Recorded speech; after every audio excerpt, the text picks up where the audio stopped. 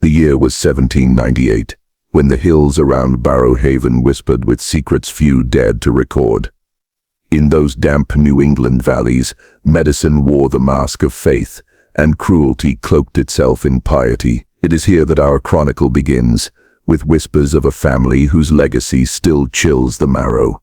Welcome back. Before we continue, like, subscribe, share. The earliest surviving accounts of the Winthrop family place them in a rural parish outside Augusta, Maine, where the Kennebec River cut a black line through wilderness that was still half untamed. The land was harsh, but the family had prospered, their fortune built on shipping contracts, timber rights, and the discreet patronage of Boston merchants. By 1801, the Winthrops commanded not only wealth but influence over local institutions, most especially the small but ambitious medical seminary that had sprung up in nearby Hallowell. The patriarch Dr. Elias Winthrop had been trained in Edinburgh in the last decades of the 18th century. There he studied anatomy under professors who whispered of Galvani's experiments and who traded notes with German physicians experimenting on cadavers. Winthrop returned to Maine with a reputation for brilliance, but also for a severity that unsettled even his closest peers. His lectures spoke more of the failures of nature than of its miracles. He saw the body not as a vessel of divine order but as a flawed machine, liable to breakage and subject to improvement by decisive hand. His marriage to Catherine Albright, the daughter of a Salem merchant, cemented the family's status. Their union, however, bore little warmth. Catherine's diaries, fragments of which survive in the Hallowell archives, speak often of her husband's anatomical coldness, of nights spent in a draft-ridden chamber while Elias kept watch over his private laboratory. These writings also hint at something darker, sudden vanishings of young women hired as domestic servants, followed by cryptic entries about tests of endurance and resilience of the female frame. By 1804, rumors had begun to swirl in Augusta taverns and parsonage. Townspeople spoke in hushed tones of strange noises at the Winthrop estate, metallic strikes at midnight, the screams of livestock, and once, the unmistakable cry of a woman cut short by silence. Yet no complaint was ever brought to the sheriff. The Winthrops' donations to church and school were generous, and their position as benefactors shielded them from suspicion. Still, unease thickened like fog around the property. The earliest official trace of irregularity appears in 1806, when a Hallowell parish register records the burial of 3 unnamed women, interred without family present. The cause of death, fever of the brain, but the physician's handwriting on the certificate matches that of Elias Winthrop himself, a fact unnoticed for nearly a century until researchers re-examined the church records. The entry raises chilling questions. Who were these women? Why were they without kin? And why was the physician who declared them dead the very man who held power over their fates? By 1809, the Winthrop household included not only Elias, Catherine, and their 2 children, Jonathan and Margaret, but also a cadre of students, servants, and visiting scholars. The estate became a gathering place for those interested in experimental medicine, a clandestine hub far removed from the oversight of Boston's learned societies. Elias styled himself as both mentor and custodian of what he called progressive anatomical sciences. His letters, later confiscated during an inquest, reveal a chilling philosophy. The human constitution, if it errs, may be corrected. What temperament resists, may be softened. What inclination misleads, may be redirected. If the surgeon's knife can excise a tumor, why not an ungovernable passion? This philosophy was no abstraction. Testimonies from dismissed servants preserved in county depositions suggest that Elias conducted procedures on the minds and bodies of his charge. One maid described being forced to inhale vapors that clouded her memory. Another claimed her scalp was shaved and punctured with needles of lightning. Both accounts were dismissed by authorities at the time as delusions born of hysteria, yet their consistency with later discoveries leaves little doubt that the women were speaking truth.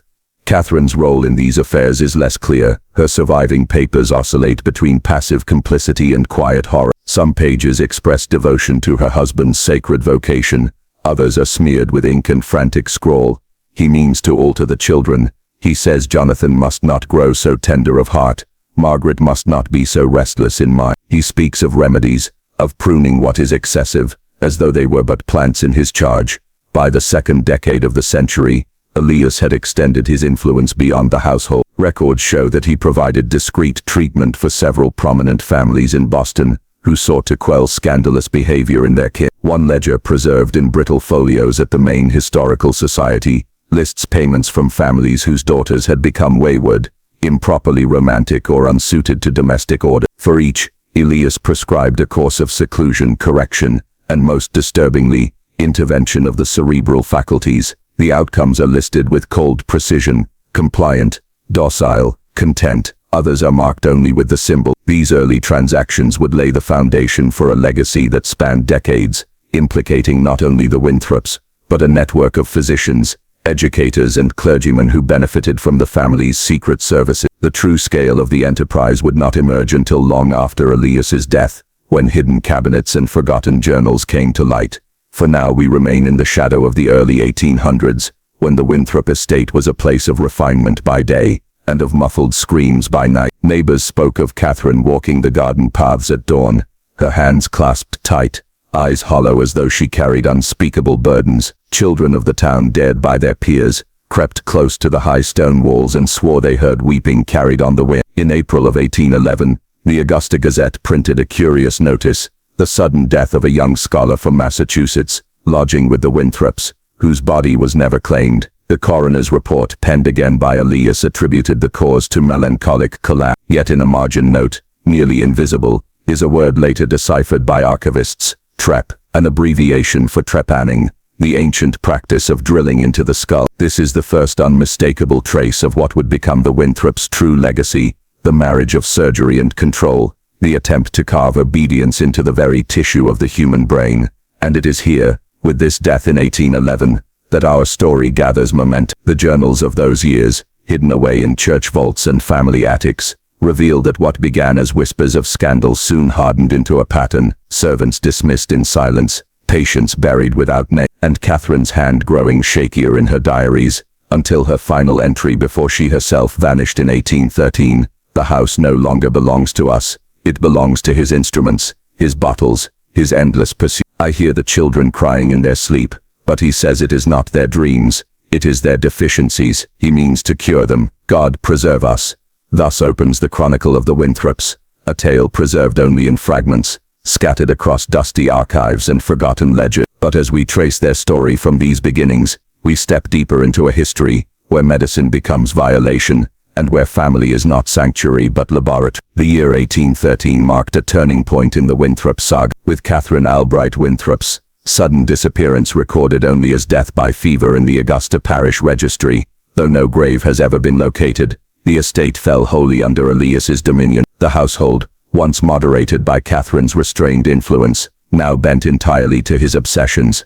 Local accounts describe the Winthrop home as increasingly fortified. By autumn of that year, shutters remained drawn even on bright mornings, and a new stone wall rose along the southern boundary, cutting off the estate from view of the river road. Servants were fewer and changed more often, none lasting longer than a season. The few who left testimonies spoke of nighttime summons to the cellar, where strange odors and metallic clangs made their skin crawl. One maid swore she glimpsed a row of jars, each containing what appeared to be pale, floating matter that resembled fragments of flesh. Her account was dismissed by the parish elders as female fancy.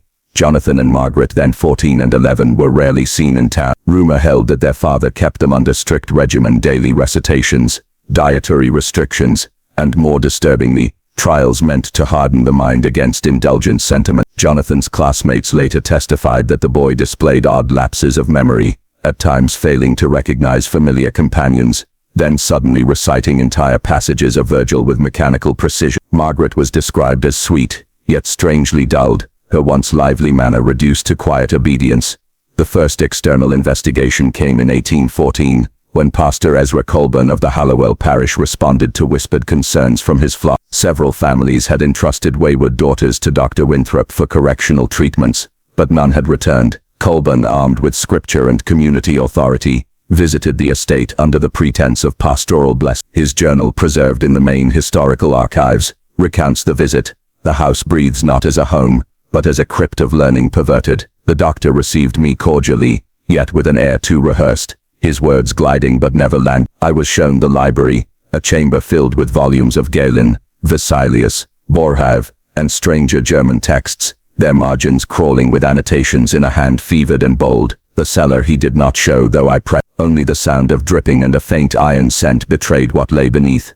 Colburn returned troubled but lacking proof. He confined his concerns to private correspondence with a fellow minister in Portland. These letters, rediscovered a century later, would serve as the first written acknowledgement of suspicion surrounding the Winthrops. Meanwhile, Elias deepened his network. Surviving ledgers reveal correspondence with Dr. Matthias Kruger of Berlin and Henri de Vercel of Paris, both controversial figures whispered to have purchased anatomical materials by questionable means. Payments recorded in Elias's neat, slanting script show large sums exchanged for observational data, longitudinal case notes, and in one chilling entry, 6 subjects resolved by year's end. It was also during this period that the first known surgical journal emerged from the Winthrop estate, preserved today in the restricted collections of Bodleian College. The folio spans 1812, 1815, and details procedures performed on at least. The language is clinical, yet the intent drips from every page. One subject, identified only as Ruth M., age 20, excessive melancholy, underwent trepanation followed by cauterization of the frontal lobe. Notes conclude, disposition improved, conversation simplified, resistant sorrow diminished, suitable for reintegration. Another, Eliza B., age 17, rebellious speech, endured an incision at the temporal lobe with insertion of heated wire. Afterward, she was described as pliant, with diminished argumentative spirit. A third entry, chilling in its detachment, reads simply, subject expired, brain preserved in solution, observations, heightened agitation at incision, convulsive motions instructed. The journal suggests Elias's growing obsession with what he termed temperamental excision, the belief that undesirable traits could be physically removed from the mind. His own children appear in Marginia. Jonathan marked progressive improvement, less effeminate. Margaret noted as diminished curiosity, yet requires reinforcement. By 1816, disappearances could no longer be dismissed as rumor. Court petitions reveal at least 4 families sought inquiry into missing daughters last seen at the Winthrop estate, but wealth and influence proved a powerful shield. Sheriff Samuel Draper of Kennebec County testified before the council that no evidence of wrongdoing could be found. He later received a donation of $200 from Elias toward infrastructure improvement. That same year, however, a critical witness emerged. Sarah Miller, a farm girl employed as laundress in the household, who fled one night and staggered into Augusta half-mad with terror. Her deposition survives, though heavily redacted by 19th century officials. What remains paints a ghastly picture. I was ordered to carry linens below stairs. The air was foul as of spirits and blood. In a chamber beyond iron doors I beheld women upon tables, their heads bound, their cries muffled. Dr. Winthrop bent over them with knives finer than a seamstress's, and wires that glowed with fire. The lady of the house was gone. None spoke her name. The children moved like sleepwalkers, blank of face, as if the soul had been drained from. Sarah's testimony should have shattered the facade, yet the court dismissed her words as hallucination, citing her limited understanding and excitable nature. Within a month she vanished. Records suggest she attempted passage to Boston but was never heard from again. Some speculate Elias ensured her silence. Others whisper she went mad from what she had seen and perished, nameless in the streets. Meanwhile, Elias himself seemed to flourish. In 1817, he published an anonymous tract in Edinburgh, later traced to his hand, titled On the Correction of Female Dispositions Through Anatomical Means. Circulated privately among physicians, it argued that hysteria, melancholia, and rebelliousness in women were not moral failings but physical imbalances correctable through intervention of the skull. Though condemned publicly by most medical bodies, the tract found eager readers in certain clandestine circles, ensuring the Winthrop's methods spread far beyond Maine. But it was Margaret's fate, in 1818, that shattered even the veil of silence within the family. Surviving letters from Jonathan, later discovered in a Boston trunk, reveal his growing horror. Father insists she is restless, too fond of questions. He says she reads without end, speaks beyond her station. Last night I heard her cries through the wall. When she returned at dawn her eyes were empty, her speech broken. She smiled without cause, as if commanded by unseen strings. I cannot bear it.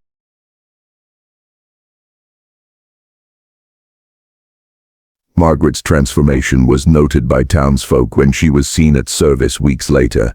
Her once bright expression dulled, her words few. One woman remarked that she moved as a puppet, not a child of God. Within a year, she too vanished from records altogether. Thus, by 1819, the Winthrop estate stood as both fortress and tomb, feared by locals yet protected by patrons in Boston and abroad.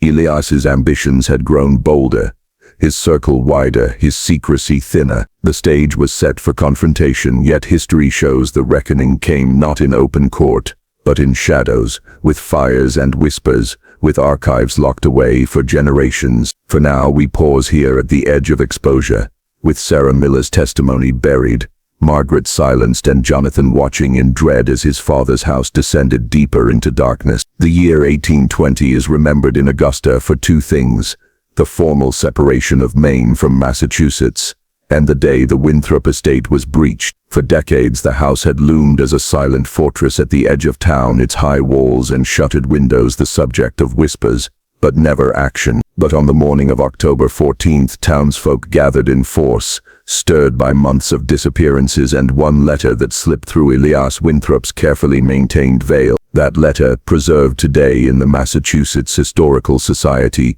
came from Jonathan Winthrop himself, then 21 and secretly corresponding with a distant cousin in Boston. The handwriting is hurried, nearly frantic. She is gone. Father has unmade her. Margaret is hollowed out. No more my sister, but a doll that walks. He takes them. Girls brought here for refinement, and I hear their voices fade into the stones. If God has any servants left among men, come now, for I cannot endure it longer. The cousin, horrified, forwarded the letter to a clergyman in Portland, who in turn passed it to Pastor Ezra Colburn, the same man who had visited the Winthrops years prior. This time Colburn acted decisively. He rallied several parish elders, pressed the county sheriff into service, and by dawn a company of 20 men advanced on the estate, armed with warrants, lanterns, and a grim determination. The first breach. Eyewitness accounts describe the scene with Gothic vividness. The gates, iron-banded and locked, were forced open with axes. The house stood eerily silent, shutters closed against the morning sun. Inside, dust hung thick in the air, though faint sounds, scraping metal, dripping water, muffled cries, seeped from below. They found the upper floors nearly deserted. The drawing rooms were immaculate, yet lifeless. Portraits of Catherine and Elias staring down from cracked gilt frames. A few servants lingered, dazed and unresponsive, claiming ignorance of any wrongdoing. Jonathan himself appeared in the library, pale and trembling, clutching a ledger as if it were a weapon. He begged them to descend into the cellar to see what Father has wrought. The cellars revealed what they found below would haunt Augusta for generations. The first chamber, later termed the gallery, held shelves lined with glass jars, each containing cloudy fluid in which floated fragments unmistakably human, sections of brain, spinal cords, even whole eyes preserved in pale suspension. Many bore neat labels: temperate disposition, melancholic excision, rebellious fragment. Deeper still lay the operating rooms. Tables of iron and oak stood stained dark, restraints still fast. Instruments unfamiliar even to the sheriff gleamed in the lamplight: fine saws, wires twisted to needles, drills of delicate make. Some were imported from Europe, others clearly fashioned by Elias himself. And then the patients. Several young women were discovered alive but broken. One sat muttering in a corner, rocking gently, her head bandaged and eyes vacant. Another, chained to her bed, wept without sound, her tongue crudely severed. A third clutched her skull and laughed ceaselessly until wrested away. None could give coherent testimony, though townsfolk recognized among them the missing daughters of local families. The most damning discovery, however, was a hidden annex behind a false wall. There, the raiding party uncovered shallow graves where bodies had been hastily concealed. Many showed evidence of cranial incisions. Others were missing portions of the brain entirely. The stench was overpowering, the horror undeniable. Elias confronted. Elias Winthrop himself was finally located in what witnesses called the theater, a vaulted chamber beneath the east wing. He was seated calmly at a desk, quill in hand, as though awaiting them. Accounts differ on his demeanor. Some claimed he was serene, others that his eyes burned with manic fire. When confronted with the evidence, Elias did not deny his actions. "You call this crime," he is recorded as saying. "I call it progress. I have peeled back the veil God himself drew over the mind. Do you not see? These women are not ruined. They are perfected, stripped of their weaknesses, obedient as angels. Pastor Colburn denounced him on the spot, declaring that no man, however learned, could usurp the divine order. Yet Elias seemed unfazed. Only when Jonathan stepped forward, tears streaming, did his composure crack. "Father," Jonathan cried, you destroyed Margaret."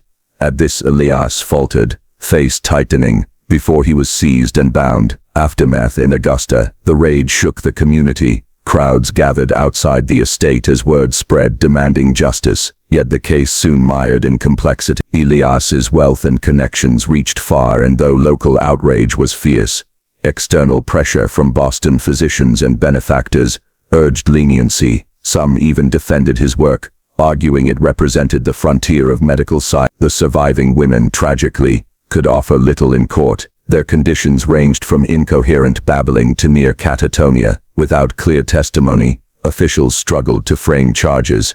Sheriff Draper, who had once dismissed concerns, now claimed the evidence too compromised for trial. Elias himself remained calm, submitting endless written defenses in which he cited Galen, Vesalius and Locke, insisting he was a martyr to ignorance. Most damning of all, the court records abruptly cease. The official minutes of 1821 make no mention of a trial. Letters from Boston imply that Elias was quietly transferred to a private asylum rather than executed or imprisoned, though no definitive proof remains. Some claim he escaped en route, aided by foreign colleagues. Others whisper that he was permitted to continue his work abroad under another name. The fate of Jonathan. Jonathan meanwhile vanished from Augusta soon after his father's capture. His surviving letters suggest deep guilt, as though by betraying Elias he had also betrayed blood. One haunting fragment reads, "I hear him still whispering in the marrow of my skull. His knives were not only for them. I too was shaped, carved, tempered. Am I my own, or but an echo of his hand? If so, what right had I to condemn him?" Whether Jonathan perished, fled, or continued the work in secret is unknown. No confirmed record of his later life exists, though scattered reports from New England as late as the 1840s describe a physician resembling him, offering strange cures for melancholia, silencing the record. In the aftermath, townsfolk demanded the estate be burned to the ground, yet only portions of it were destroyed. Other sections were sealed, their contents transferred quietly to medical collections in Boston and Portland. For generations, Augusta's children spoke of the Winthrop vaults, warning each other not to wander near the ruins at night. By the 1830s, official histories had largely erased the episode, reduced to a footnote about excessive medical zeal. Only in private letters and whispered family stories did the truth persist, that beneath the veneer of respectability, Elias Winthrop had carved a theater of horrors, and that the state itself had colluded to bury it. The raid, though dramatic, was less an ending than an interruption. The Winthrop name faded, but their methods, notes, instruments, preserved brains, found their way into the hands of other physicians eager to explore the boundary between mind and flesh. In this way, the legacy of Augusta's darkest house seeped outwards, silent and enduring, long after the fire had cooled. When the raid of 1820 was concluded and Elias Winthrop taken from his estate, it was assumed by many in Augusta that his legacy would rot quietly with him. Yet the materials seized from the cellar, the journals, instruments and bottled remains, did not vanish. They were not destroyed, nor consecrated, nor granted to the grieving families of those whose fragments lay suspended in brine. Instead, under the cover of official discretion, the Winthrop archives were divided and dispersed, like a contagion carried silently into the bloodstream of New England. The journals, the first portion of his writings, 14 bound volumes, was delivered to the Massachusetts Medical College in Boston. Their faculty debated their contents in private, marveling at Elias's precision even as they denounced his methods in public. A surviving memorandum by Dr. Lemuel Cartwright, dated January 1822, captures the ambivalence. The man is damned, yet his observations cannot be dismissed. Here are records of cognition measured at intervals of incision, reports of personality change following lesion, catalogues of laughter, mutism, docility traced with an accuracy our own laboratories cannot yet match. To burn such texts would be barbarism. To publish them would be suicide. They must be studied in shadow, cited never, and yet quietly employed. In the years that followed, certain peculiar practices began appearing in Boston's asylums, most notably the calming lobular pressure technique, wherein pressure was applied behind the eyes of unruly patients to induce docility. Though euphemized as innovation, its lineage is clear in Elias's volume 6. The instruments, the surgical implements, were not destroyed either. Many were displayed in the college's anatomical theatre as curiosities, delicate trephines, slender awls, and a peculiar wire device Elias called the symphonia. Students whispered that when drawn across the skull it produced a faint hum like music. Several instruments vanished over the years, presumably taken by ambitious students. At least one resurfaced decades later in Hartford, where a physician named Dr. Bayard briefly advertised a procedure he called the harmonic cure of mania. The specimens, perhaps most disturbing, was the fate of the preserved fragments. The jars were deemed unsuitable for public display but too valuable to discard. They were transferred quietly to the Harvard Cabinet of Comparative Anatomy, where for a time they stood beside animal specimens. In an 1835 catalogue they appear blandly listed as human neuro preparations, source unstated. By the 1850s, their origin was forgotten by curators, though the jars themselves persisted well into the 20th century, tucked behind rows of zoological curiosity. The spiritualists.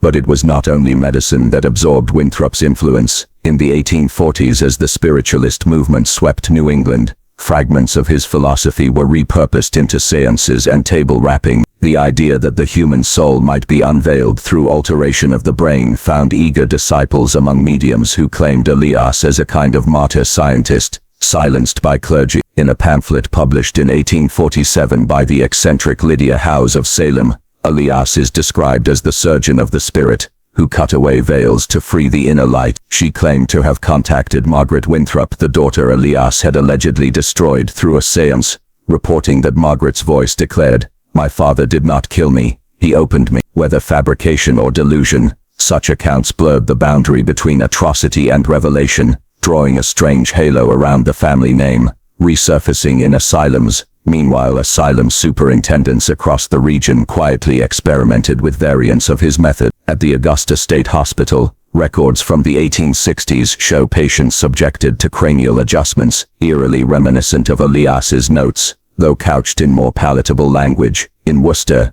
a superintendent named Calvin Wedgwood recorded trials in which patients were deliberately injured to induce moral improvement. Though he cited French sources, the procedures align too neatly with Winthrop's preserved notes to be coincident. Survivors of such practices rarely lived long, but reports of sudden docility or the cessation of hysterical fits reinforced administrators' conviction. In private correspondence, Wedgwood wrote, "I have seen madness snuffed like a candle by pressure at the right side," a discovery attributed to no name, "but I confess I have read the manuscripts you sent me, and they burn in my mind like scripture." The manuscripts referred to are almost certainly Elias's journals. The curse of the family name. For the Winthrop bloodline itself, the dispersal of the archives proved a curse. Jonathan remained missing, but distant cousins in Boston found themselves dogged by whispers, accused of harboring the surgeon's taint. Several suicides in the family during the 1840s were attributed to this stigma. 1. A young woman named Eleanor Winthrop leapt into the Charles River after complaining that voices were mapping her skull with invisible wires. By the mid-century, the name had all but disappeared from New England society, yet rumors of its re-emergence cropped up intermittently. A physician in Montreal named Dr. Nathaniel, practicing in the 1870s, bore uncanny resemblance to Jonathan, and was known for experimental procedures on melancholic patients. Though never proven, some whispered he was Jonathan himself, aged but unbroken. Folklore and children's games. Among common folk, the memory of the raid transmuted into folklore. Augusta children dared one another to knock on the crumbling gates of the abandoned estate, chanting, "Winthrop cuts, Winthrop sews, Winthrop takes the part that no." Parents warned that to wander too close invited nightmares or the humming in the bones. By the late 19th century, travelers described hearing locals speak of the House of Instruments as though it were still inhabited. One curious report from 1892 describes a farmer discovering a rusted trephine in his field near the ruins. The tool, when brought into town, was identified by elderly residents as one of Elias's. It was hastily discarded into the Kennebec River. Yet months later, the farmer's youngest daughter began waking at night, pressing her fingers against her temples, whispering, "Father hums inside." Legacy in science. By the turn of the century, neurology as a discipline had begun to shed its Gothic origin. yet careful readers of its early textbooks notice familiar echoes, charts of cranial function suspiciously close to Elias's, theories of moral refinement by surgical means, that mirror his rhetoric, though never cited. His shadow remained woven into the field. Some historians argue that the crude lobotomies of the 20th century bore direct ancestry from the cellar of the Winthrop estate. The idea of surgically curing disobedience or despair, though publicly credited to later innovators, had been rehearsed long before in Augusta's hidden chamber, a legacy uncontained. Thus, though the estate was raided, Elias bound, and the community shocked, the work itself was never fully destroyed. It slipped into the bloodstream of medicine, into the fervor of spiritualism, into the whispered warnings of children. To this day, a handful of jars, clouded, nameless, still rest in Harvard's forgotten cabinets, their labels long detached. To hold them is to cradle the very fragments Elias once declared obedient as angels. The tragedy of Augusta was not that one man descended into monstrosity, but that the world, in its hunger for knowledge and power, eagerly consumed what he left behind. His house collapsed into ruin, but his archives lived on, fed upon, borrowed from, hidden, and dispersed until the line between his crimes and accepted practice grew thin as parchment. And so, when the night grows long and the mind turns inward, one cannot help but wonder how much of what we call progress is built upon a foundation of blood and silence. The work of men like Elias Winthrop, whose names are lost but whose instruments still hum faintly beneath the skin of modern science. Among the manuscripts seized from the Winthrop estate, none were more disturbing than the 3 volumes bound in black calfskin, written in Elias's own angular hand and indexed with obsessive precision. These texts, which investigators later titled The Doctrine of Division, revealed not only his methods but the philosophy that justified them. The architecture of the soul. Elias began with a bold assertion that the human soul was not indivisible, as the clergy insisted, but structured, composed of discrete faculties rooted in the material brain. To treat the mind as one, he wrote, is to treat the cathedral as a stone. Each arch, each column, each bell has its place. If a bell is cracked, shall we not replace it? If a column leans, shall we not strike it true? He mapped the skull into 27 chambers, each corresponding to qualities he deemed essential. Courage he placed behind the brow, compassion near the left temple, obedience in the occipital ridge. He called this framework psychognomy, a term he believed more precise than phrenology, where phrenologists merely palpated. Elias' methodological precision. The journals detail his protocols in chilling sequence. He describes the preparation of subjects, shaving the scalp, scoring the skin in cruciform pattern, and removing small plates of bone to expose the crystalline seat of the faculty. Instruments were sterilized not by fire but by immersion in strong spirits, which Elias claimed carried a purifying resonance. Each incision was paired with observation. If the patient grew silent after removal of tissue near the left temporal lobe, Elias recorded attenuation of curiosity. If laughter ceased after scraping at the frontal ridge, he noted subtraction of levity. If docility increased following puncture of the parietal crown, he catalogued augmentation of obedience. Every effect was annotated in tables with columns for pulse, temperature, ocular response, and postoperative compliance. These tables, meticulously drawn, resemble ledgers more than medical notes, as though human personalities were inventories of cloth and grain.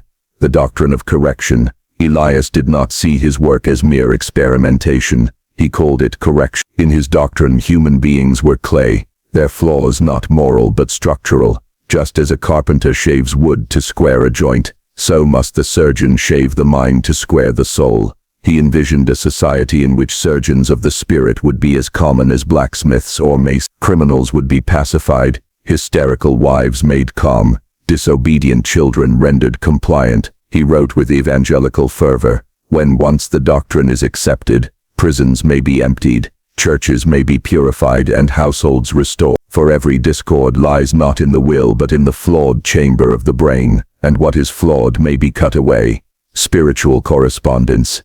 More disturbing still was Elias's belief that his procedures opened a channel between the altered mind and the divine. Several entries describe patients murmuring in unknown tongues after incisions or claiming to hear music where none played. Elias interpreted these as evidence that surgery stripped away the veils of the flesh and let the soul resonate with higher frequency. In one case, he reports that a subject cried out the name of a long-dead relative moments after trepanation, then lapsed into perfect docility. Elias concluded, "Thus is the wall between worlds made thin. The knife is not instrument of death, but of revelation." Anatomical diagrams. The black volumes contain dozens of anatomical sketches. Some are recognizable as crude depictions of the brain, with regions labeled submission, memory, piety. Others stray into grotesque fantasy, diagrams of the skull blossoming into cathedral spires, nerves rendered as organ pipes, ventricles drawn as chalices brimming with light. In several,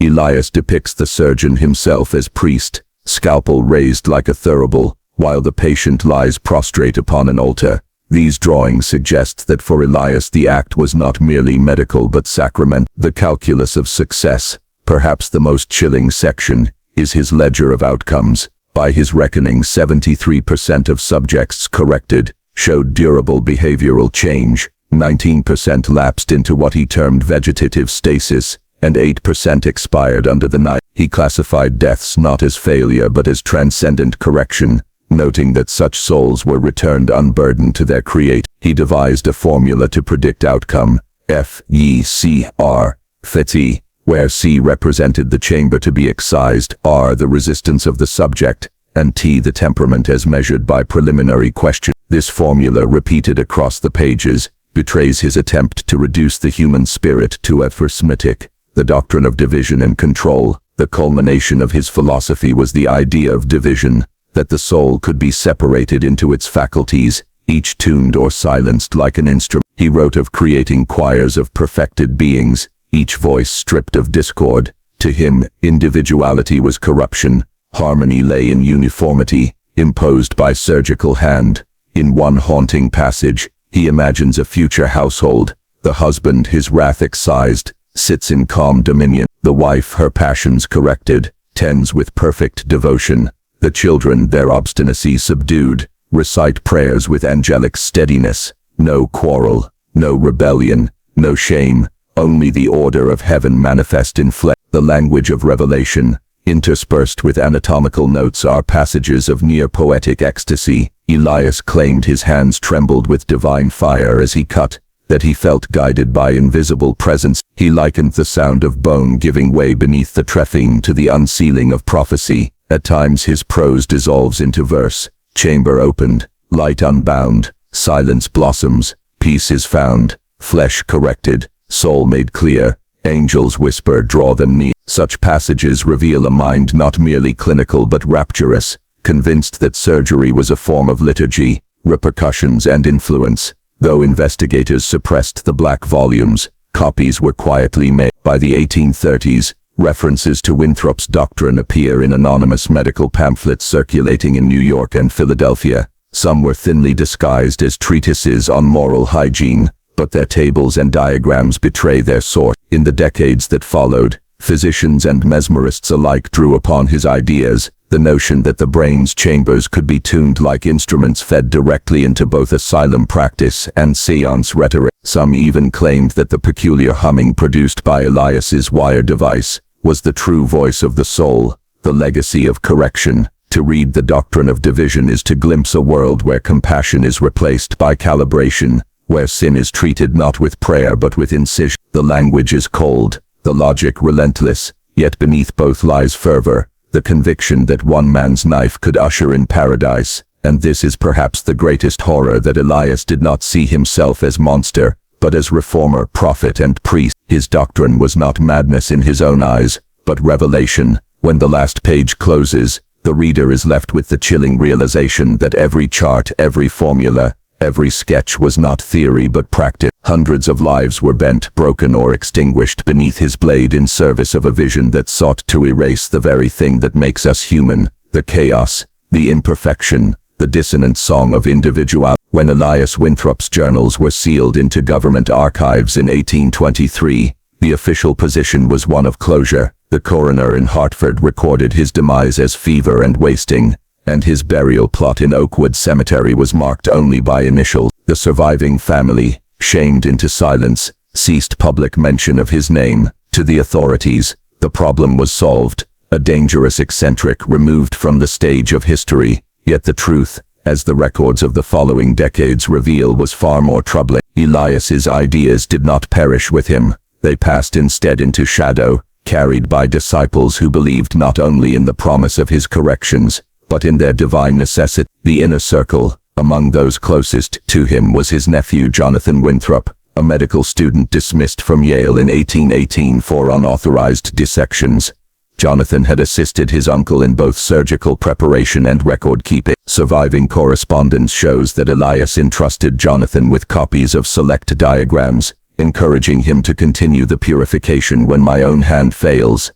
Another figure, Dr. Lemuel Clark of Providence, maintained a secret exchange of letters with Elias throughout the late 80s. Clark, a physician known publicly for his temperance lectures, privately expressed admiration for the doctrine of faculties. Investigators would later uncover that Clark had referred at least 9 women diagnosed with hysteria to the Winthrop estate for spiritual correction. Together, Jonathan and Clark formed the nucleus of what would become a dispersed network, not an organization in the formal sense, but a fellowship of physicians, clerics and reformers who found in Elias's doctrine an instrument for their own purposes. The asylum experiments.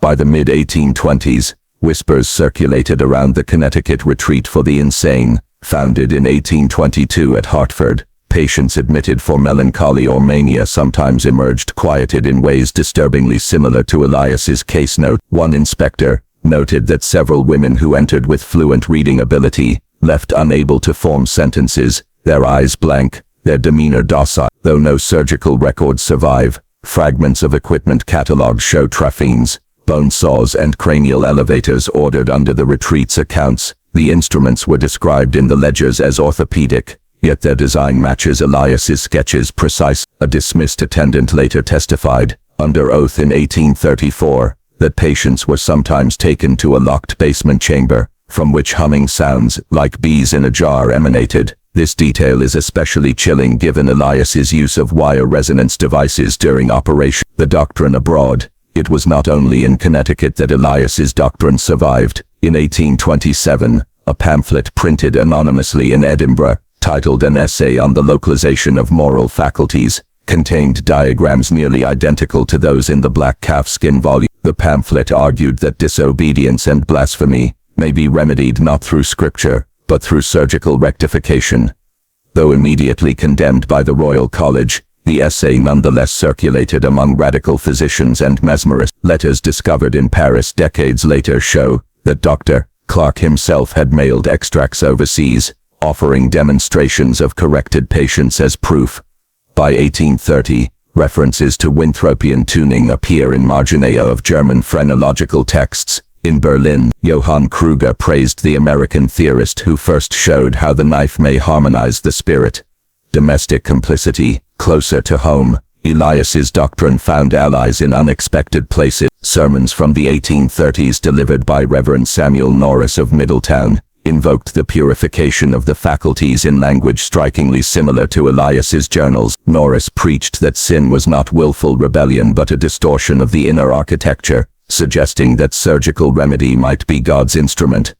Wealthy families anxious to curb scandalous behavior quietly sought out such remedy. In 1832, the daughter of a prominent Hartford merchant, known for what her parents termed immodest pursuits of literature, was sent to Providence for treatment under Dr. Clark. She returned subdued, her speech halting, her notebooks burned. Officially, her cure was credited to prayer. In truth, her skull bore faint scars of trephination, suppression and silence.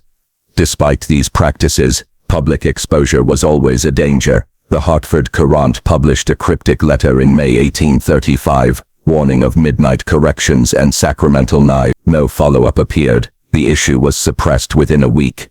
It is believed that influential patrons, families with corrected daughters or sons, exerted pressure to bury the story. Similarly, when a former attendant from the Connecticut Retreat attempted to publish a memoir in 1836, describing humming wires and skulls open to the light. The manuscript vanished after he was found drowned in the Connecticut River. Officials ruled the death accidental, though rumors persist that his silence was purchased more permanently. The legacy of numbers, perhaps the most damning evidence of continuity, comes from a ledger found in 1841 in the attic of Dr. Clarke's Providence residence after his death. The book, written in the same hand as Clarke's sermons, lists 42 names between 1824 and 8. Each name is followed by coded notations: O, obedience; Q, quietude; R, resistance; and chillingly, E, cross-referenced with census and parish records. Many of these individuals simply vanish from the rolls after admission to the retreat or after a visit to Clarke's practice. Others reappear altered, marriages annulled, property transferred, wills rewritten under suspicious circumstance. The pattern suggests not isolated accidents, but a systematic continuation of Elias's program under new custodians. Concealment through reform. Ironically, Elias's disciples cloaked their work in the language of reform. The 1830s were rife with movements: temperance, abolition, moral hygiene. Into this climate, the rhetoric of correction fit easily. Who could object to a doctrine that promised to quiet the insane, restore order to households, and prevent scandal? Pamphlets circulated at reform meetings spoke of subduing passions through humane adjustment. The terminology was vague enough to pass unnoticed by outsiders, yet those within the circle understood the euphemism. Adjustment meant incision, correction meant division, quietude meant the silenced faculty. The doctrine's resurgence. By 1840, enough physicians had been initiated into these methods that references to Winthrop's doctrine appear in confidential proceedings of medical societies, though never mentioned by name. Terms such as facultative excision and behavioral tuning betray the lineage. Private clinics in Boston and New Haven offered discreet treatments for unruly wives or melancholic sons, treatments that left them subdued, but hollow, their intellect blunted, their individuality erased. Families praised the transformations, never questioning the cost, and thus the doctrine, born in the attic of a Hartford estate, survived its founder, adapting itself to the needs and silences of a society more concerned with appearances than truth. Shadows that remain. The horror of Part 6 is not discovery of new atrocities, but recognition of how easily society conspired to preserve them. Elias's black volumes may have been locked in archives, but his philosophy lived on in sermons, pamphlets, and the scars on the temples of women returned, corrected to their household. To this day, fragments of his doctrine can be traced in the margins of forgotten asylum records, in the altered handwriting of institutionalized patients, and in the whispered pride of families who claimed their difficult daughters were miraculously reformed. The silence of a community became the soil in which the doctrine of division flourished, hidden, unchallenged, and enduring. By the 1840s, American medicine stood at a crossroads. The asylum system, founded in optimism, promised humane care for the deranged, yet behind locked doors another current moved quietly, guided by the surviving disciples of Elias Winthrop. What had begun in an attic chamber with humming wires and whispered incisions now pressed its way into institutional policy, cloaked in the authority of science. Reports from the retreat, the Connecticut Retreat for the Insane, once suspected but never exposed, became the central node of transmission. Annual reports printed for trustees spoke of encouraging success in restoring docility and in the advancement of moral treatment through physical measures. The language was temperate, calculated for donors, but the internal records tell another story. In the casebook of 1841, recently recovered from a private collection, entries reveal precise surgical annotations disguised as medical shorthand. For example, Case 19 JH, age 24, female, incision left parietal, result diminished insolence, speech halting.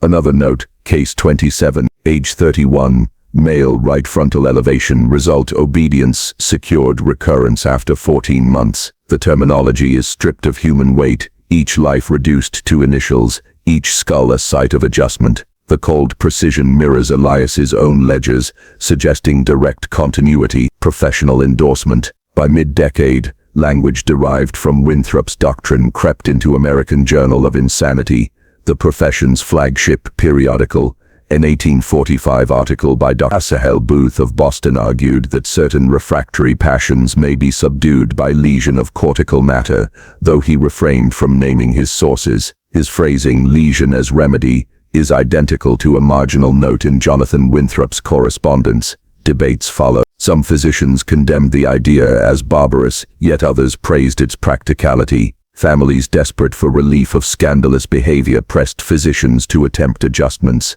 Where one hand recoiled, another hand obeyed. In silence the doctrine found legitimacy. The Ledger of Silence. From 1842 to 1848, admissions at the retreat increased nearly 50%. Statistical tables showed disproportionate numbers of women aged 15 to 30, labeled as incorrigible. This category did not exist in earlier records. Its sudden appearance coincides with the spread of corrective procedures. In one chilling entry, a patient marked as cured is noted to have lost her facility with verse, but retained hymnal recitation. The implication is clear: unwanted intellect excised, religious obedience preserved. Among these records appear marginal symbols, small crosses, half-moons, and occasionally a crude drawing of a tuning fork. These glyphs match those carved in Elias's original manuscripts, suggesting that copies circulated among practitioners. The Providence Circle, Dr. Lemuel Clark, aging but still influential, held clandestine meetings at his Providence home through the 80s. Surviving notes from attendees describe evenings where case histories were read aloud as if sermons. One physician recalled a demonstration involving a young boy corrected for habitual lying. His head was bound in copper wire, his eyes rolled white, and afterward he repeated catechisms without deviation. The circle referred to themselves not as surgeons but as custodians, a term appearing in their letters. They believed themselves guardians of moral order, necessary instruments where scripture alone failed. To them the knife was not cruelty, but sacrament, a family affair. Jonathan Winthrop, now in his 40s, extended the doctrine into domestic practice. Parish records from New Haven mention his wife Sarah's sudden decline in 18. Once outspoken, she became silent, her handwriting deteriorating into crooked lines. She lived another 20 years but spoke rarely, her skull bearing a thin raised C. Jonathan's son, Elias II, would later carry fragments of these teachings into the Civil War, where battlefield surgery provided ample cover for experimentation. But even before that, his household bore witness to the intermingling of family life and doctrine. Affection on the surface, quiet mutilation beneath. Academic respectability. By 1849, lectures at Harvard Medical School began to touch on the modifiability of cerebral center. While couched in the emerging science of phrenology, the concepts bore unmistakable echoes of Winthrop's system. Students copied diagrams showing shaded regions of the skull labeled obedience, reverence, and industry. The language blurred boundaries between anatomy and morality, inviting impressionable minds to accept that vice might be cut away as readily as diseased flesh. No citation to Elias was ever given, yet his influence seeped unacknowledged into the marrow of American medical thought. Escalation of procedures.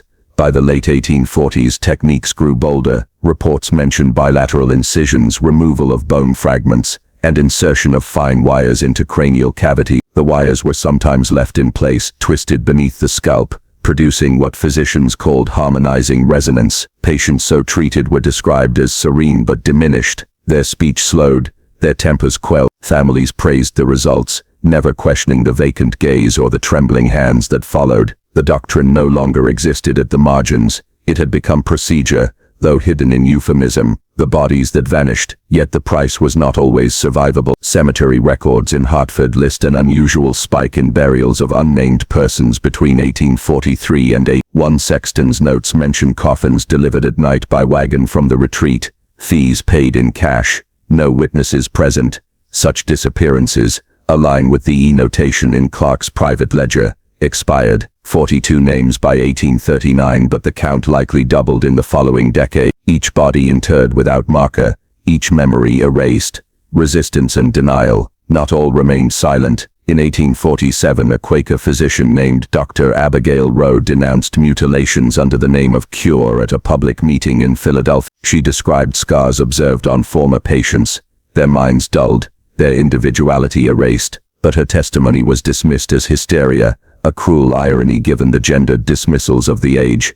Letters to the editor that attempted to question asylum practices were quietly suppressed. The reputation of institutions depended on public trust. To admit correctional surgeries was unthinkable. Better to label critics as fanatics than face truth. The doctrine consolidated. By 1850, Elias Winthrop's once secret creed had become an unspoken standard among certain circles of asylum physicians. It was never admitted openly, never codified in law, yet its presence was undeniable. From Hartford to Boston, from Providence to New York, patients entered institutions with minds intact and left subdued, scarred or absent. The language of the reports masked the reality. Docility attained, obedience restored, faculties harmonized. Behind each phrase lay a skull opened, a life diminished. The doctrine had survived Elias's death not merely intact but strengthened. It had adapted to institutions, clothed itself in the garments of science, and secured legitimacy through silence and complicity. What began in shadow now stood just beneath the surface of professional respectability, a cancer disguised as cure, a note on persistence. The tragedy of Part 7 is not only the suffering inflicted, but the recognition that silence itself became doctrine. Each administrator who suppressed a report, each family who accepted the altered return of a loved one, each colleague who turned away, all contributed to the endurance of Winthrop's creed. The asylum system of the mid-century carried within it this parasite, an inheritance of scalpels and wires, a belief that obedience was worth the sacrifice of self. And with each incision, each humming resonance, the shadow of Elias grew larger, his hand stretching across decades, unseen but undeniable. By the dawn of the 1850s, the asylum walls of New England stood like monuments to benevolence, their stone facades promising care, order and Christian duty. But within, the hum of hidden wires and the glint of sharpened instruments whispered another truth. The doctrine that Elias Winthrop had scribed in candlelit secrecy now pulsed openly through the veins of American institutional life, though few dared to name it.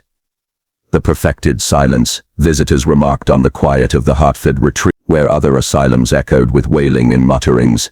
This house seemed hushed, almost reverent, a choir of docility, one trustee proudly wrote in 1851, yet behind that calm lay what survivors later called the perfected silence, a silence not of peace, but of excision. Patients who had once sung irreverent songs, now murmured only hymns, voices flat and synchronized. Young women once branded insolent, now stared with vacant calm, their hands folded just so as though by unseen instruction, their hair concealed thin, pale seams that traced across their skulls like chalk marks of an erased identity. The cases of 1852, described as imaginative to excess, resistant to parental guidance. Following a 6-month stay, she returned home docile. Her poetry vanished, her speech reduced to simple assent. Her father's note to the institution reads, "She troubles us no more. God bless your work."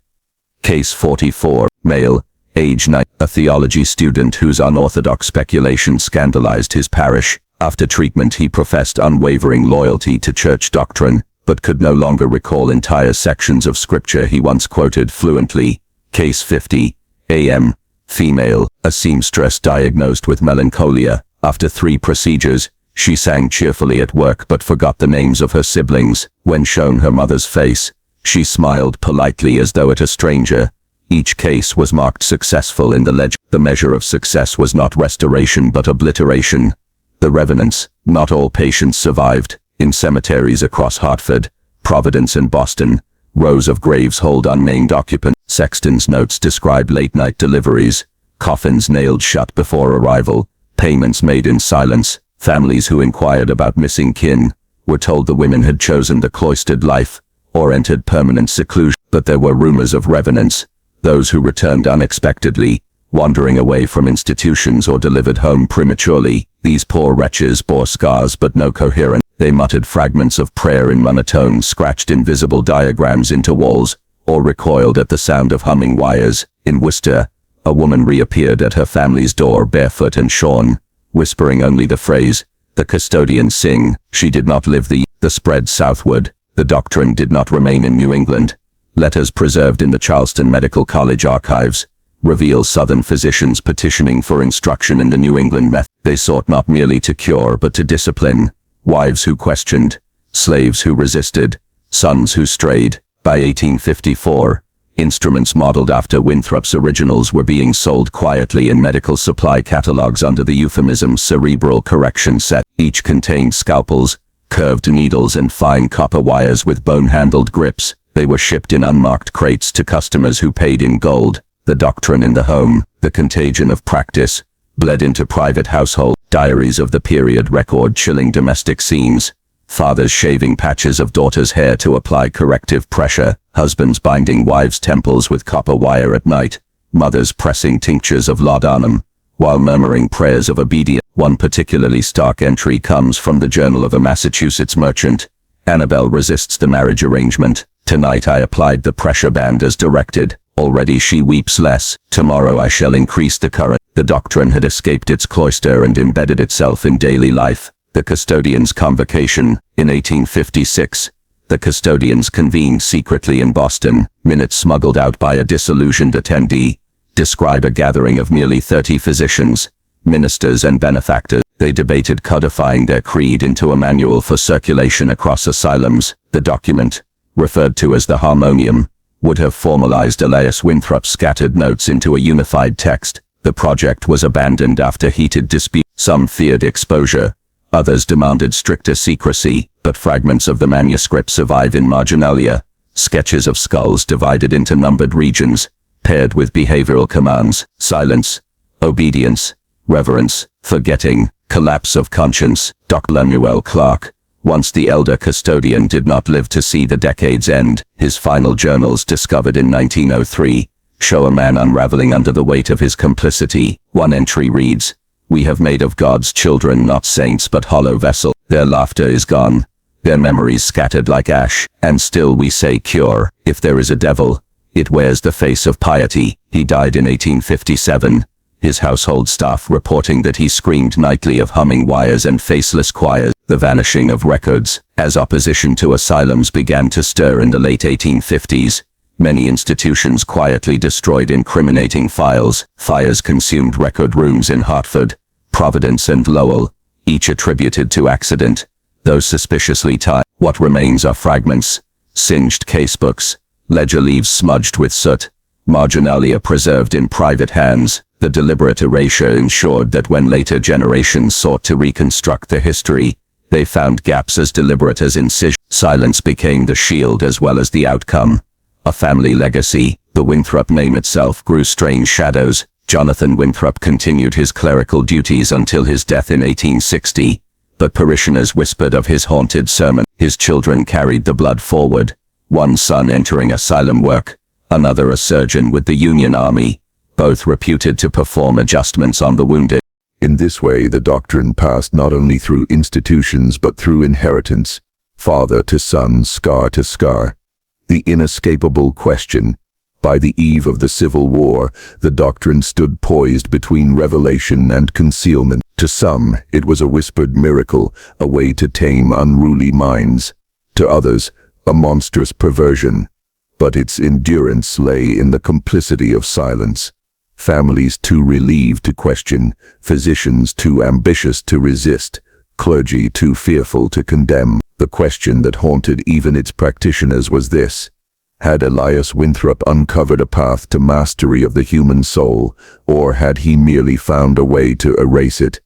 The harvest named. Those who studied the scattered records later gave the decade a grim name: the harvest of silence. It was a harvest reaped not from fields but from minds, cultivated with wires and blades, gathered into ledgers and graves. Each scar beneath the hairline, each hymn sung in flat monotone, each grave without a name was a stalk in that harvest. And though the fields were hidden behind stone walls, their yield was vast. The shadow forward.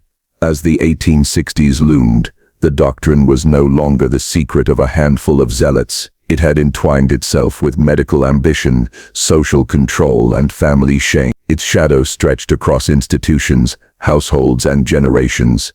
The custodians themselves might fade, but the creed they carried, that the soul could be silenced by the hand of man, would persist. Elias Winthrop had died decades before, yet his whisper endured in every scar, every vacant gaze, every ledger entry marked successful.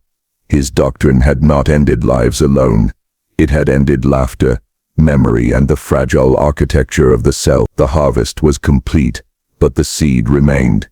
By the spring of 1862, the land itself seemed to convulse with violence. Across Virginia's fields and Tennessee's ridges, the soil drank the blood of thousands, and every town found itself turned into a barracks, a graveyard, or a makeshift hospital.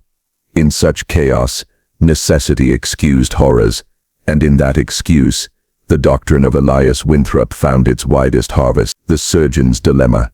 The war produced surgeons in legions, many scarcely trained, most overwhelmed, with hundreds of men moaning on blood-soaked floors. Choices were made with brutal speed: amputate, cauterize, or let die. Amid this frenzy, rumors spread of the Hartford method, whispered instructions for quieting not just pain but mind. Some surgeons carried copper filaments hidden among their scalpels. Others bore tattered slips of paper, copied diagrams of the skull with regions numbered crudely. These fragments traced back to Winthrop's disciples, scattered into military service. Whereas once the doctrine had targeted women deemed insolent or unstable, now it was applied to soldiers whose minds had shattered under cannon thunder. What we would now call trauma, then dismissed as cowardice or mania. The case of Private Alden. Records from a field hospital outside Fredericksburg recount the strange fate of Private Nathaniel Alden. After days of bombardment, Alden refused orders, crouching in trenches, muttering of iron angels shrieking. His captain demanded discipline, but the surgeon instead proposed a corrective intervention. Witnesses recall Alden bound to a crude table, the surgeon pressing a heated filament against his temple, whispering prayer. When Alden returned weeks later, he fought with mechanical obedience, charging bayonets without hesitation. His comrades remarked that he no longer flinched at artillery blasts. Yet when his brother fell beside him, Alden only stared blankly, blood on his face, without grief or recognition. The captain wrote approvingly, "He is steady now, he obeys." The silent wards. Hospitals from Richmond to Washington reported wards of strangely compliant patients. Men who once raved in delirium now sat in eerie calm, humming hymns, eyes glassed. A nurse in Baltimore noted, "They seem healed in body but emptied in spirit. When asked their names, they smile faintly as though the question were a riddle they once knew." Such results pleased officers who prized discipline above humanity. Families who received their sons home praised doctors for curing battle lunacy, even as they whispered uneasily of vacant stares and sudden fits of laughter. The war profiteers. Behind the scenes merchants scented profit. By 1863, medical supply catalogs quietly offered cranial intervention kits, their copper wires polished and boxed in velvet. Though advertised for electrotherapeutic correction, letters reveal their true use. A Boston supplier boasted to a surgeon, "Our improved filaments hewn longer, the current steadier, patients remain pacified with less resistance." Some surgeons grew rich, selling results to commanders desperate for obedience. A soldier who panicked in cannon fire could be returned to the line within weeks. His terror burned away, and his humanity with it. The prison camps. If the battlefield hospitals were laboratories, the prison camps became charnel houses of experiment. At Andersonville and Elmira, physicians spoke of tests upon the rebellious. Prisoners who shouted defiance were taken into tents, emerging days later silent, compliant, their foreheads bandaged. Fellow captives called them hollows. They ate without protest, obeyed guards with unnatural calm, and never spoke of escape. Some survived to be exchanged, but their families found them unrecognizable, men who stared through loved ones as though through glass. The clergy's complicity. Even ministers joined the war. Chaplains, overwhelmed by the broken minds in their care, sometimes welcomed the procedures. A Union chaplain wrote in 1864, "Better they return simple, singing psalms, than raving with blasphemy and terror. If obedience costs memory, is it not the lesser sacrifice?" Thus the old pious justification of Elias Winthrop echoed across war camps. What began as doctrine became dogma, sanctified by the cross, excused by necessity, enforced by silence. The disappearing dead. Graves of the war conceal not only those slain by musket and cannon, but by wire and scalpel. Surgeons recorded deaths as fever, infection or natural consequence of wounds, though no such wounds were visible. Families who exhumed remains decades later sometimes found thin copper coils tangled among bones, evidence of unrecorded trials. The letter of Dr. Samuel Price, perhaps the most damning evidence, comes from the journal of Dr. Samuel Price, a Confederate surgeon whose papers were unearthed. In one entry, he confessed, "I was instructed by a northern colleague in the method of Winthrop. I have applied it to deserters, to madmen, and to my own kin. The results are undeniable. Fear erased, conscience silent. Yet in the nights I hear them weep, not in voice but in the silence itself, as though the soul resists within its prison." Price's confession ends abruptly. His last pages are smeared with ink, the words unreadable. The spread beyond the war. When the war ended in 1865, the soldiers returned, but not all of them whole. Among the wounded were not only the limbless, but the hollowed. Wives wept for husbands who recognized them only faintly. Children shrank from fathers who stared with vacant serenity. Doctors who had employed the method in battle now carried it into civilian asylums and hospitals. The war had offered cover experimentation on a scale Elias Winthrop himself could scarcely have dreamed, and now the harvest spread unchecked into peacetime institutions. The question of legacy, historians later debated. Did the war save the doctrine from obscurity, or did it corrupt what might otherwise have withered? Some argued that necessity would always breed cruelty. Others pointed to the continuity, the same copper wires, the same numbered diagrams, the same justification of obedience as mercy. One fact is certain. By the 1870s, surgical interventions on the mind were no longer whispered secrets, but published curiosities, their origins buried in the silence of the war. The Soldiers' Choir, in 1867, a reunion of veterans in Pennsylvania, was startled when a group of men gathered in the evening to sing hymns. Their voices were calm, flat and identical in cadence, as though trained by the same hand. When asked their regiment, they gave differing answers. When asked their names, several paused, then smiled faintly, and said, "We serve in silence." Those who heard them never forgot the sound. It was not a choir of fellowship, but of loss, the echo of Elias Winthrop's promise fulfilled in terrible measure. The war's true harvest. More than 600,000 men perished in the Civil War, yet beyond that number lies another harvest, uncounted.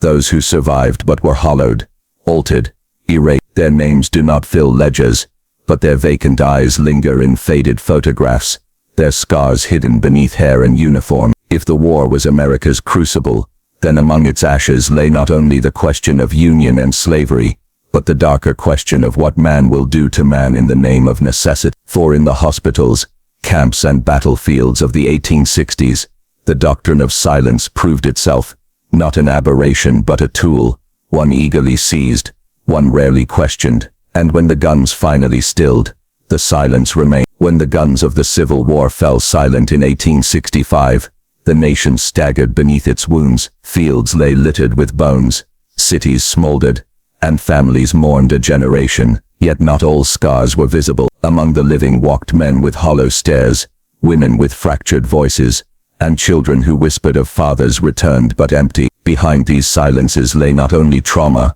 but a hidden hand, the legacy of Elias Winthrop, carried through battlefield surgeons, asylum wardens, and ambitious physicians who believed obedience was salvation. The war had baptized his doctrine in blood and necessity, and now it spread, cloaked in the language of science. The rise of the asylums. By the 1870s, America entered what reformers called the Age of Asylums. Great stone institutions rose on hillsides, their spires promising order and mercy. Families, weary of broken kin, delivered their loved ones to these sanctuaries of silence. Inside, the practices were familiar. Patients were bound, calmed, and corrected. Some underwent therapeutic procedures that echoed the battlefield methods, wires, currents, and the dull throb of controlled shocks. Doctors wrote proudly of reducing agitation, hysteria, and restlessness. In truth, they practiced a quieter continuation of Winthrop's creed: erase disobedience, sanctify compliance.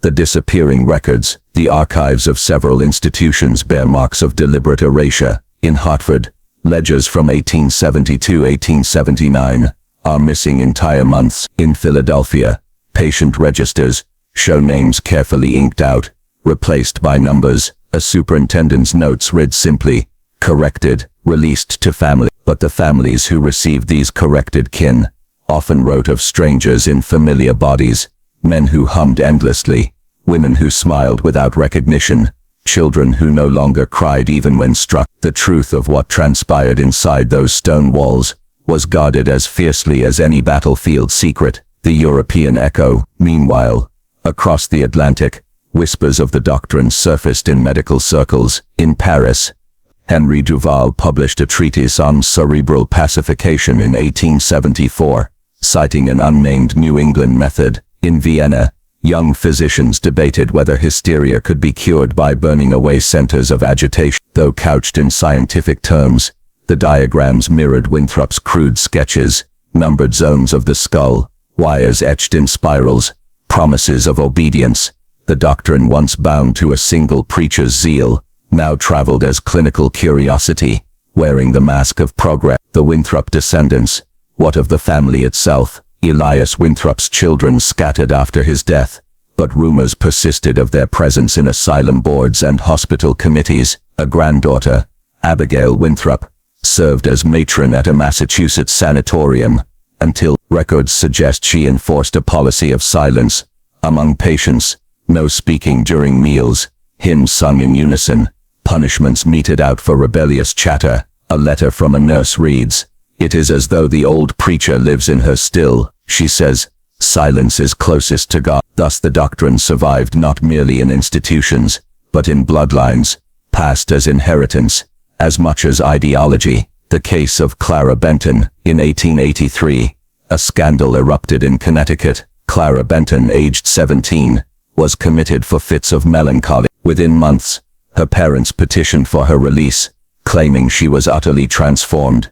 Witnesses described her as docile, smiling and childlike, yet Clara, once literate and articulate, could no longer read or write. Her forehead bore faint scars. When questioned, she merely replied, "The noise is gone, I am good now."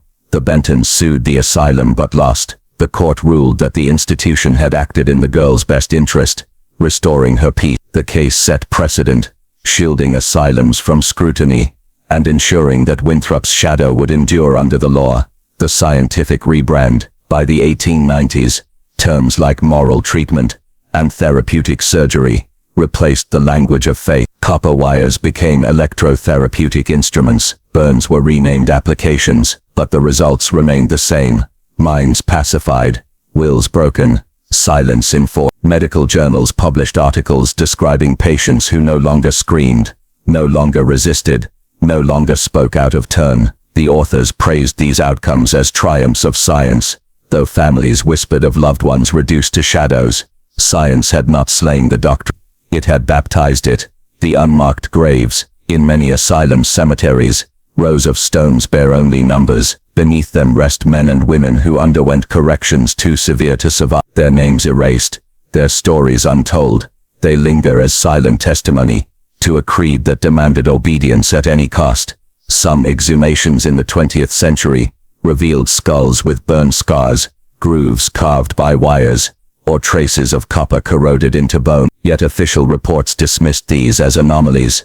The silence was preserved, not only in life but in death. The doctrine in disguise. By the dawn of the 20th century, the Winthrop doctrine no longer bore his name. It had dissolved into the foundations of psychiatry, surgery, and institutional care. What was once heresy whispered by a preacher became policy endorsed by boards and budgets. Few remembered Elias himself, yet his words, "Silence is obedience, and obedience is salvation," lived on in every patient strapped to a chair, every mind burned in the name of calm, every hymn sung in unison behind barred windows.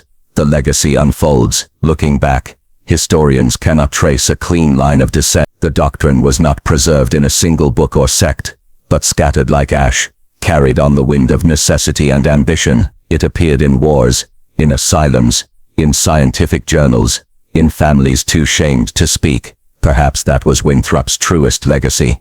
Not a creed, but a contagion. Not a faith, but a method. a silence that multiplied the question for us. And so the story closes, not with a death, but with a shadow, for the doctrine never truly ends. Its echoes linger wherever power demands compliance, wherever suffering is silenced in the name of mercy, wherever obedience is prized above the soul itself. We like to believe such horrors are relics of the past, intuned with their century. Yet one must ask, when institutions promise order, when doctors speak of pacification, when silence is enforced as cure, are we not hearing Winthrop's voice still? What do you think? Could the doctrine have survived in hidden corners of medicine and faith, reshaped but alive? And if so, how would we know, when silence itself is its truest legacy?